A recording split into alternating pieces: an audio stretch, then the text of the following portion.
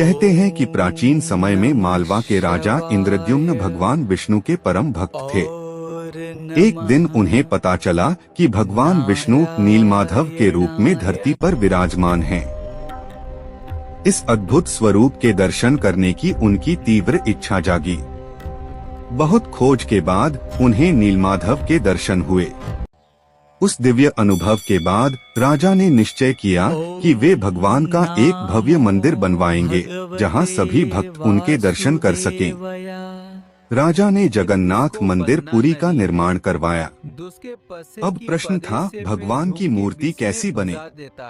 तभी एक दिन एक रहस्यमयी वृद्ध बढ़ी कारपेंटर राजा के दरबार में आया। उसने कहा, मैं भगवान की मूर्ति बना सकता हूँ, लेकिन मेरी एक शर्त है, मैं बंद कमरे में काम करूँगा और जब तक काम पूरा न हो कोई दरवाजा नहीं खोलेगा। राजा ने यह शर्त मान ली। कहते हैं कि वह कोई साधारण बढ़ी नहीं, बल्कि स्वयं विश्वकर्मा थे, जिन्हें भगवान ने भेजा था। काम शुरू हुआ। दिन बीतते गए। 1 दिन, 5 दिन, 10 दिन, 14 दिन तक कोई आवाज नहीं आई। रानी बहुत चिंतित हो गई। उन्होंने राजा से कहा, इतने दिन हो गए, अंदर से कोई आवाज नहीं आ रही, कहीं उस वृद्ध को कुछ हो तो नहीं गया। राजा भी बेचैन हो उठे। अंततः उन्होंने दरवाजा खोलने का निर्णय लिया। जैसे ही दरवाजा खोला गया, सब स्तब्ध रह गए। मूर्तियां अधूरी थीं।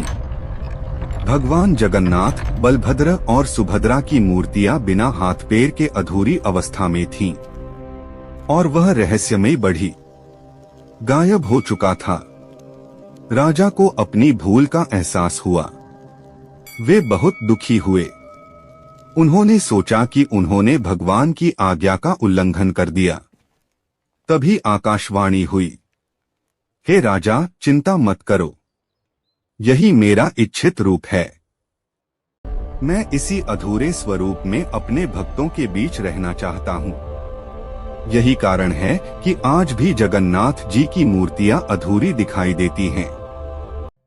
यह कथा हमें क्या सिखाती है?